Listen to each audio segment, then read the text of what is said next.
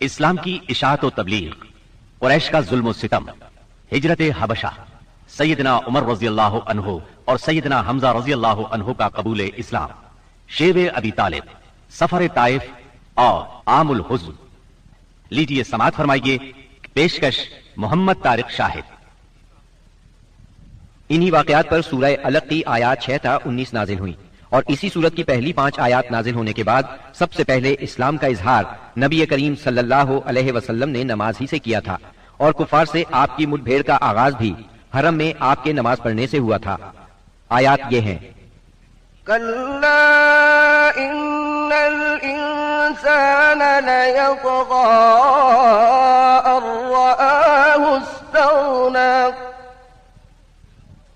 إن إلى ربك الرجعى أرأيت الذي ينهى عبدا إذا صلى أرأيت إن كان على الهدى أو أمر بالتقوى أرأيت إن كذب وتولى ألم يعلم بأن الله يرى كلا لئن لم ينته لنسفعا بالناصية ناصية كاذبة خاطئة فليدع ناديه سندع الزبانية كلا لا تطعه واسجد واقترب۔ ہرگز نہیں، انسان سرکشی کرتا ہے اس بنا پر کہ وہ اپنے آپ کو بے نیاز دیکھتا ہے، حالانکہ پلٹنا یقیناً تیرے رب ہی کی طرف ہے۔ تم نے اس شخص کو دیکھا جو ایک بندے کو منع کرتا ہے جبکہ وہ نماز پڑھتا ہو، تمہارا کیا خیال ہے اگر وہ بندہ راہ راست پر ہو یا تقوی کی تلقین کرتا ہو؟ تمہارا کیا خیال ہے اگر یہ منع کرنے والا شخص حق کو جھٹلاتا اور منہ موڑتا ہو؟ کیا وہ نہیں جانتا کہ اللہ دیکھ رہا ہے؟ ہرگز نہیں، اگر وہ باز نہ آیا تو ہم اس کی پیشانی کے بال پکڑ کر کھینچیں گے، اس پیشانی کو جو جھوٹی اور خطا کار ہے۔ وہ بلا لے اپنے حامیوں کی ٹولی کو، ہم بھی عذاب کے فرشتوں کو بلا لیں گے۔ ہرگز نہیں، اس کی بات نہ مانو اور سجدہ کرو اور اپنے رب کا قرب حاصل کرو۔ آپ کے چچا ابو لہب کو آپ سے اس حد تک عداوت اور عداوت ہو گئی تھی کہ ہر جگہ آپ کے پیچھے پیچھے جاتا، اور جب بھی آپ کسی سے مخاطب ہوتے تو شور مچا دیتا، غلط ملت باتیں کر کے اس شخص کو بات سننے سے روک دیتا۔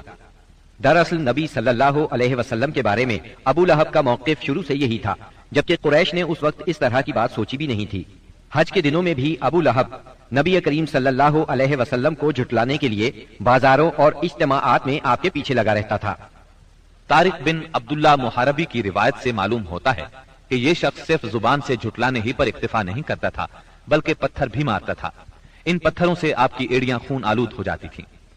بعثت سے پہلے ابو لہب نے اپنے 2 بیٹوں عتبہ اور عتیبہ کی شادی رسول اللہ صلی اللہ علیہ وسلم کی 2 صاحبزادیوں سیدہ رقیہ اور سیدہ ام کلثوم رضی اللہ عنہما سے کی تھی۔ جب آپ نے نبوت کا اعلان فرمایا، توحید کی تبلیغ کی، تو اس نے نہایت سخت رویہ اختیار کیا اور اپنے دونوں بیٹوں کو مجبور کیا کہ وہ آپ کی بیٹیوں کو طلاق دے دیں۔ چنانچہ ان دونوں نے طلاق دے دی۔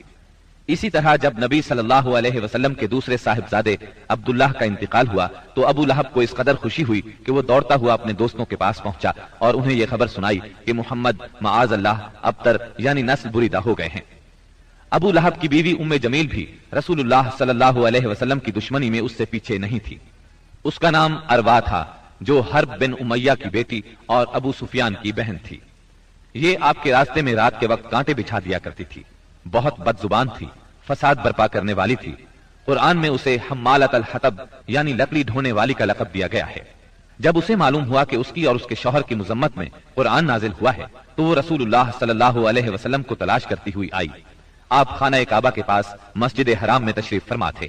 سیدنا ابو بکر صدیق رضی اللہ عنہ بھی ساتھ تھے۔ اس کی مٹھی میں پتھر تھے۔ آپ کے سامنے آ کھڑی ہوئی تو اللہ تعالیٰ نے اس کی نگاہ پکڑ لی اور وہ رسول اللہ صلی اللہ علیہ وسلم کو نہ دیکھ سکی۔ البتہ ابو بکر صدیق اسے نظر آ رہے تھے۔ اس نے پوچھا، ابو بکر تمہارا ساتھی کہاں ہے؟ مجھے معلوم ہوا ہے کہ وہ میری حجب کرتا ہے۔ اللہ کی قسم اگر میں اس تک پہنچ گئی تو یہ پتھر اس کے منہ پر ماروں گی۔ دیکھو اللہ کی قسم میں بھی شاعرہ ہوں، یہ کہہ کر اس نے شعر پڑھا۔ مزممن عصینا وامرہ ابینا ودینہ قلینا، ہم نے مزمم کی نافرمانی کی، اس کے امر کو تسلیم نہ کیا اور اس کے دین کو نفرت اور حقارت سے چھوڑ دیا۔ اس کے بعد وہ واپس چلی گئی۔ سیدنا ابو بکر صدیق رضی اللہ عنہ نے عرض کیا، اے اللہ کے رسول، کیا اس نے آپ کو دیکھا نہیں؟ آپ نے فرمایا، نہیں، اس نے مجھے نہیں دیکھا، اللہ نے اس کی نگاہ پکڑ لی تھی۔ بہرحال نبی صلی اللہ علیہ وسلم اپنی تبلیغ میں لگے رہے، مجمعوں اور محفلوں میں پہنچ کر اسلام کا پیغام دیتے رہے۔ آپ کتاب اللہ کی آیات پڑھتے اور سابقہ رسولوں نے جو پیغام دیا تھا وہی پیغام لوگوں کو سناتے۔ آپ فرماتے، يا قوم اعبدوا الله ما لكم من إله غيره، اے میری قوم کے لوگوں، اللہ کی عبادت کرو، اس کے سوا تمہارا کوئی معبود نہیں۔ اس کے ساتھ ہی آپ نے لوگوں کے سامنے کھلم کھلا اللہ کی عبادت شروع کر دی۔ چنانچہ آپ دن دہاڑے سارے لوگوں کے سامنے کعبہ کے صحن میں نماز پڑھتے۔ آپ کی تبلیغ آہستہ آہستہ کامیاب ہوتی چلی گئی۔ قریش اس پوری صورتحال کو تشویش کی نظر سے دیکھ رہے تھے۔ ابھی تھوڑا عرصہ گزرا تھا کہ حج کا موسم آ گیا۔ کفار حاجیوں کے سلسلے میں پریشان ہو گئے۔ چنانچہ ان کی ایک جماعت ولید بن مغیرہ کے پاس آئی۔ یہ ان میں عمر رسیدہ اور مرتبے والا آدمی تھا۔ اس نے کہا، دیکھو حج کا موسم آ گیا ہے، اب ہر طرف سے لوگ تمہارے پاس آئیں گے اور وہ ان صاحب کا معاملہ سن ہی چکے ہیں، لہٰذا کوئی ایک رائے طے کر لو اور مختلف باتیں نہ کہنا، ورنہ ایک دوسرے کو جھٹلا بیٹھو گے۔ لوگوں نے کہا، تب پھر آپ ہی بتائیں ہمیں کیا کرنا چاہیے، کیا کہنا چاہیے؟ اس نے کہا، نہیں بلکہ تم کہو میں سنوں گا۔ لوگوں نے کہا، اچھا تو ہم ان سے کہیں گے یہ کاہن ہے۔ یہ سن کر ولید بن مغیرہ نے جواب دیا، وہ کاہن نہیں ہے، ہم نے کاہنوں کو دیکھا ہے، اس میں نہ ان جیسی گنگناہٹ ہے نہ تک بندی۔ تب ان لوگوں نے کہا، ہم کہیں گے وہ پاگل ہے۔ ولید بن مغیرہ نے جواب دیا، وہ پاگل بھی نہیں ہے، ہم لوگ پاگل پن کو بھی پہچانتے ہیں، اس میں نہ پاگلوں کسی گھٹن ہے، نہ الٹی سیدھی حرکتیں، نہ بہکی بہکی باتیں۔ لوگوں نے کہا، تب پھر ہم کہیں گے وہ شاعر ہے۔ ولید بن مغیرہ بولا، وہ شاعر بھی نہیں ہے، ہمیں شعر و شاعری کی تمام قسمیں معلوم ہیں، وہ شاعر نہیں ہے۔ وہ بولے، اچھا تو ہم کہیں گے وہ جادوگر ہے۔ ولید بن مغیرہ نے کہا، وہ جادوگر بھی نہیں ہے، ہم نے جادو اور جادوگر سب دیکھے ہیں، اس میں ان جیسی جھاڑ پھونک ہے نہ گرہ بندی۔ انہوں نے کہا، تب پھر آخر ہم ان سے کیا کہیں، کیا بتائیں، یہ کون ہے، کیا ہے؟ اس نے جواب میں کہا، اللہ کی قسم، اس کی بات میں مٹھاس ہے، تازگی ہے، اس کی جڑ پائیدار اور شاخ پھلدار ہے، تم جو بھی کہو گے واضح ہو جائے گا کہ تم نے جھوٹ کہا ہے۔ ویسے زیادہ مناسب یہی ہے کہ تم کہہ دو وہ جادوگر ہے اور اس کی باتوں میں جادو ہے، وہ اس کے ذریعے سے باپ بیٹے میں، بھائی بھائی میں، میاں بیوی میں، آدمی اور اس کے خاندان میں لڑائی کروا دیتا ہے، پھوٹ ڈلوا دیتا ہے۔ چنانچہ یہ بات طے کر کے وہ لوگ وہاں سے اٹھے۔ اب انہوں نے حج کے لیے آنے والوں کی راہوں میں بیٹھنا شروع کیا۔ اب جو بھی ان کے پاس سے گزرتا اسے آپ کے بارے میں بتاتے، انہیں ڈراتے اور کہتے کہ تم لوگ اس شخص کے جال میں نہ آ جانا۔ نتیجہ یہ ہوا کہ لوگوں نے آپ کو دیکھنے اور آپ کی باتیں سننے سے پہلے ہی بچ کر رہنے کی ٹھان لی۔ اس کے بعد جب حج کے دن آ گئے تب نبی اکرم صلی اللہ علیہ وسلم نے حاجیوں کے مجمعوں میں اور ان کے ڈیروں پر جانا شروع کر دیا، جا کر انہیں اسلام کی طرف بلانا شروع کیا۔ آپ فرماتے، لوگو لا الہ الا اللہ کہو، کامیاب ہو جاؤ گے۔ ادھر ابو لہب کا یہ حال تھا کہ وہ آپ کے پیچھے پیچھے لگا رہتا، آپ کو جھٹلاتا جاتا، تکلیف بھی پہنچاتا۔ اس طرح جب اس حج سے حاجی واپس لوٹے تو پورے عرب میں نبی صلی اللہ علیہ وسلم کا چرچا ہو گیا۔ قرآن مجید کی سورہ المدثر کی آیات 11 تا 26 میں اس واقعے کی طرف نشاندہی کی گئی ہے۔ ذرني ومن خلقت وحيدا وجعلت له مالا ممدودا وبنين شهودا ومهدت له تمهيدا ثم يطمع أن أزيد كلا إنه كان لآياتنا عنيدا سأرهقه صعودا إنه فكر وقدر فقتل كيف قدر ثم قتل كيف قدر ثم نظر ثم عبس وبسر ثم أدبر واستكبر فقال إن هذا إلا سحر يؤثر إن هذا إلا قول البشر سأصليه سقر چھوڑ دو مجھے اور اس شخص کو جسے میں نے اکیلا پیدا کیا، بہت سا مال اسے دیا، اس کے ساتھ ساتھ حاضر رہنے والے بیٹے دیے اور اس کے لیے ریاست کی راہ ہموار کی، پھر وہ طمع رکھتا ہے کہ میں اسے اور زیادہ دوں گا۔ ہرگز نہیں، وہ ہماری آیات سے عناد رکھتا ہے، میں تو اسے بہت جلد ایک کٹھن چڑھائی چڑھاؤں گا۔ اس نے سوچا اور کچھ بات بنانے کی کوشش کی تو رب کی مار اس پر۔ اس نے کیسی بات بنانے کی کوشش کی؟ ہاں، رب کی مار اس پر۔ اس نے کیسی بات بنانے کی کوشش کی؟ پھر لوگوں کی طرف دیکھا، پھر پیشانی سکیڑی اور منہ بنایا، پھر پلٹا اور تکبر میں پڑ گیا۔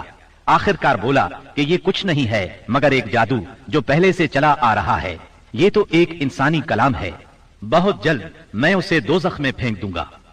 اسلام کی اشاعت بڑھ رہی تھی، لیکن اس کے ساتھ ساتھ قریش کا ظلم و ستم بھی شدید سے شدید تر ہوتا جا رہا تھا۔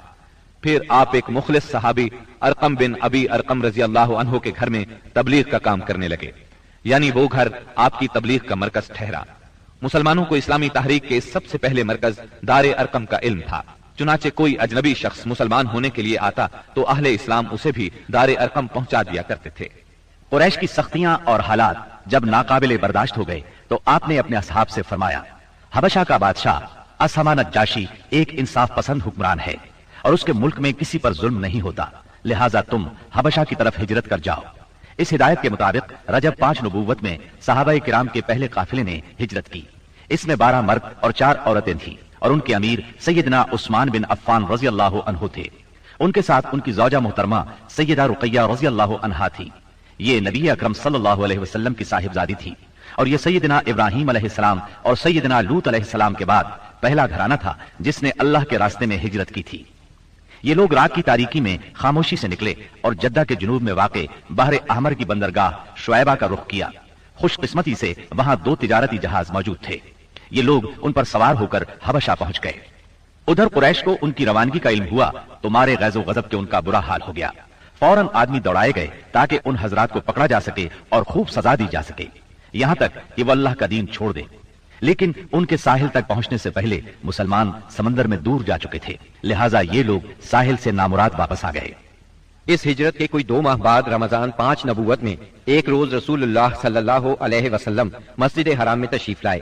اس وقت وہاں قریش کے بہت سارے لوگ موجود تھے، ان میں ان کے سردار اور بڑے بڑے لوگ بھی تھے۔ آپ نے ان کے درمیان کھڑے ہو کر سورہ نجم کی تلاوت شروع کر دی۔ ایسا نفیس کلام انہوں نے پہلے کبھی نہیں سنا تھا۔ اب جو ان کے کانوں میں گونجا تو بے خود ہو گئے، دم بخود ہو کر سنتے رہ گئے، اس طرح خاموش اور ساکت ہو گئے کہ آپ کو روکنے کا ہوش بھی نہ رہ گیا۔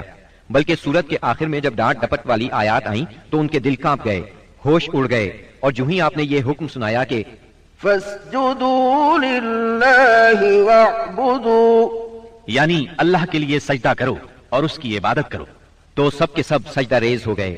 کسی کو اس حکم ربانی سے سرتابی کا یارہ نہ رہا۔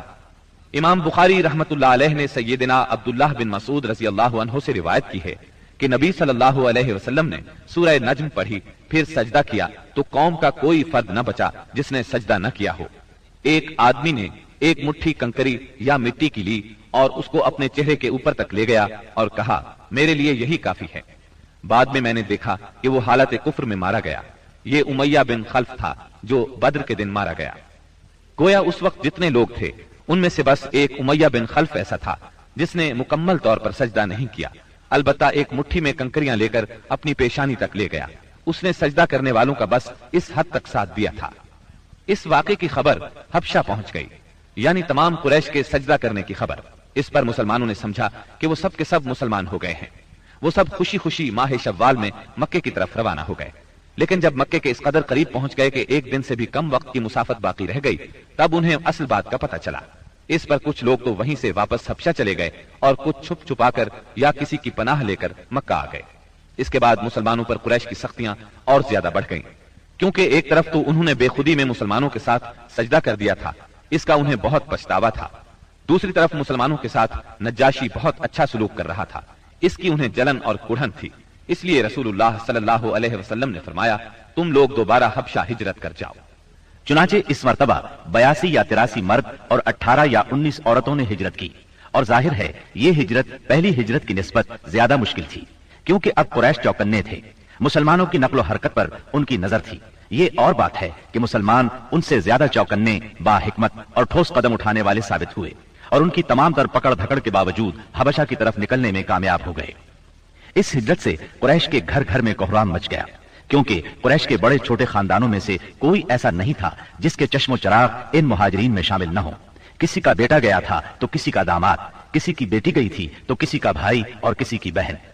अबू जहल के भाई सलमा बिन हशाम, उसके चचाजाद 2 भाई, उसकी चचाजाद बहन उम्मे सलमा, अबू सुफियान की बेटी उम्मे हबीबा, उतबा के बेटे और हिंद जिगरखोर के सगे भाई अबू हुजैफा, सुहैल बिन अम्र की बेटी सहला, उस्मान बिन अफ़्फ़ान, उनकी अहलिया रुकैया बिनते रसूलुल्लाह सल्लल्लाहु अलैहि वसल्लम, जुबैर बिन Awwam, मुस्अब bin Umair, Abdurrahman bin of, Abu Salma मखजूमी, Usman बिन मज़ऊन, जाफर बिन अबी तालिब और उनकी जौजा अस्मा बिनते उमैस रज़ियल्लाहु अन्हुम वगैरह।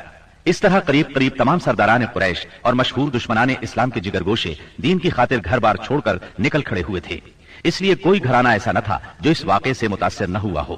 कुरैश पर यह बात बहुत गिरां गुजरी कि मुसलमान उनसे बचकर एक ऐसी जगह जा पहुंचे हैं जहां उनकी जान और माल को कोई खतरा नहीं है। चुनाचे उन्होंने इन हजरात की वापसी का मंसूबा तैयार किया। अम्र बिन आस और अब्दुल्ला बिन रबिया को हबशा भेजा। ये दोनों उस वक्त मुशरिक थे। उन्होंने हबशा पहुंचकर मंसूबे के मुताबिक सबसे पहले पादरियों से मुलाकातें की और उन्हें तोहफे तहाइफ दिए।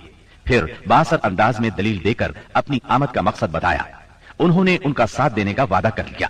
इसके बाद ये दोनों नज्जाशी के पास आए, उसे भी तहाइफ पेश किए। फिर असल मकसद की बात शुरू की। उन्होंने कहा, ऐ बादशाह, आपके मुल्क में हमारे कुछ नासमझ लोग भाग आए हैं।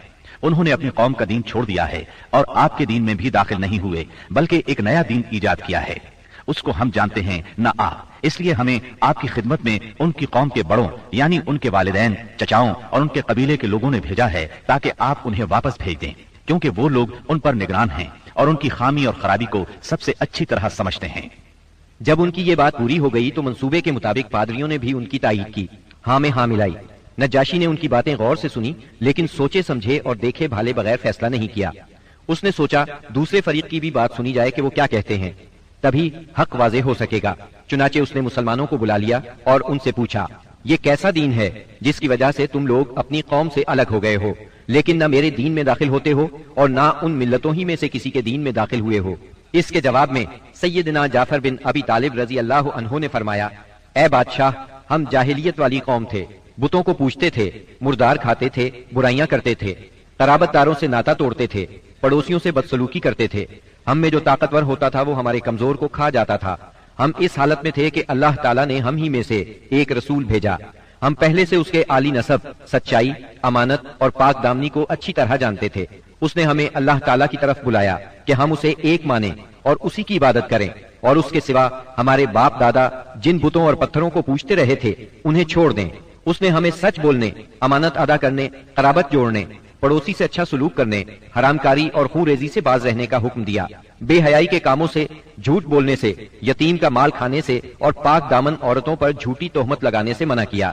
उसने हमें यह भी हुक्म दिया कि हम सिर्फ एक अल्लाह की इबादत करें, उसके साथ किसी को शरीक ना करें। उसने हमें नमाज, ज़कात और रोजे का हुक्म दिया। इस मौके पर सैयदना जाफर रज़ी अल्लाह अन्हु ने इस्लाम के और बहुत से अहकाम गिनवाए। फिर कहा, हमने उस पैगंबर को सच्चा माना, उस पर ईमान लाए, उसकी पैरवी की और उसके लाए हुए दीन में उसकी इताअत की। चुनाचे हमने एक अल्लाह की इबादत की, उसके साथ किसी को शरीक नहीं किया, और जो चीजें उसने हराम बताई उन्हें हराम माना, जो चीजें उसने हलाल बताई उनको हलाल माना। बस इस पर हमारी कौम हमसे बिगड़ गई।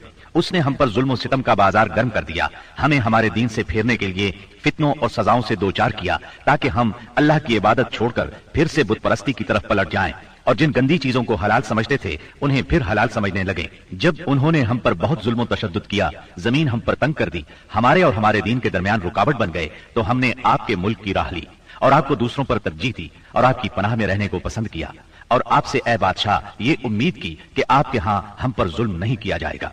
सैयदना जाफर रज़ी अल्लाह अन्हु की ये तकरीर सुनकर नजाशी ने कहा, कुछ कुरान पढ़कर सुनाओ। इस पर सैयदना जाफर रज़ी अल्लाह अन्हु ने सूरह मरियम की इब्तिदाई आयात तिलावत की। नजाशी इन आयात को सुनकर इस कदर रोया कि उसकी दाढ़ी तर हो गई, और तमाम पादरी भी इस कदर रोए कि उनके सहीफे तर हो गए। پھر نجاشی نے کہا، یہ کلام اور وہ کلام جو عیسیٰ علیہ السلام لے کر آئے تھے دونوں ایک ہی طاق شمع سے نکلے ہوئے ہیں۔ اس کے بعد اس نے قریش کے دونوں نمائندوں سے مخاطب ہو کر کہا، تم لوگ چلے جاؤ، اللہ کی قسم میں انہیں تمہارے حوالے نہیں کر سکتا اور نہ ان کے خلاف کوئی چال چلی جا سکتی ہے۔ دوسرے دن عمرو بن عاص نے ایک خطرناک ترین تدبیر اختیار کی۔ نجاشی سے جا کر کہا، اے بادشاہ، یہ لوگ عیسیٰ علیہ السلام کے بارے میں ایک بڑی بات کہتے ہیں۔ اس پر نجاشی نے پھر مسلمانوں کو بلوایا اور سیدنا عیسیٰ علیہ السلام کے بارے میں سوال کیا۔ سیدنا جعفر رضی اللہ عنہ نے فرمایا، ہم ان کے بارے میں وہی بات کہتے ہیں جو نبی صلی اللہ علیہ وسلم لے کر آئے ہیں، یعنی وہ اللہ کے بندے ہیں، اس کے رسول، اس کی روح اور اس کا وہ کلمہ ہے جسے اللہ نے کماری پاک دامن مریم علیہ السلام کی طرف القاء کیا تھا۔ اس پر نجاشی نے زمین سے تنکا اٹھایا اور کہا، اللہ کی قسم جو کچھ تم نے کہا ہے اس سے عیسیٰ علیہ السلام اس تنکے کے برابر بھی بڑھ کر نہیں تھے۔ چنانچہ تم لوگ میرے ملک میں امن اور چین سے رہو، جو تمہیں گالی دے گا اس پر تاوان لگایا جائے گا۔ مجھے سونے کا پہاڑ ملے تو بھی میں گوارا نہیں کروں گا کہ تم میں سے کسی کو ستایا جائے۔ اس کے بعد اس نے حکم دیا کہ قریش کے نمائندوں کو ان کے تحفے واپس کر دیے جائیں۔ چنانچہ یہ دونوں صاحبان منہ لٹکائے واپس مکہ لوٹ آئے اور مسلمانوں نے وہاں اچھے دیار میں اچھے ہمسائے کے ساتھ قیام کیا۔ بہرحال مشرکین کی چال ناکام ہو گئی۔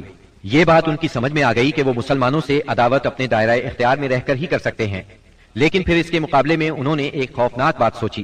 دراصل انہیں اچھی طرح احساس ہو گیا تھا کہ اس مسئلے سے نمٹنے کے لیے ان کے سامنے دو ہی راستے رہ گئے ہیں، یہ کہ رسول اللہ صلی اللہ علیہ وسلم کو طاقت کے ذریعے تبلیغ سے روک دیں یا پھر آپ کے وجود ہی کا صفایا کر دیں۔ تاہم دوسری صورت ان کے لیے بہت مشکل تھی، اس لیے کہ ابو طالب آپ کے محافظ تھے اور وہ مشرکین کے عزائم کے سامنے آہنی دیوار تھے۔ اس لیے یہی مفید سمجھا گیا کہ ابو طالب سے دو باتیں کی جائیں۔ اس تجویز کے بعد سرداران قریش ابو طالب کے پاس گئے اور بولے، اے ابو طالب، آپ ہمارے درمیان بہت عزت اور شرف والے ہیں۔ ہم نے آپ سے گزارش کی کہ اپنے بھتیجے کو روکیے، لیکن آپ نے نہیں روکا۔ آپ یہ بات یاد رکھیں، ہمارے آباء و اجداد کو گالیاں دی جاتی ہیں، ہم برداشت نہیں کر سکتے۔ ہماری عقلوں کو اور سمجھ بوجھ کو حماقت کہا جائے، ہمارے خداؤں کی عیب جوئی کی جائے، یہ ہم ہرگز برداشت نہیں کر سکتے۔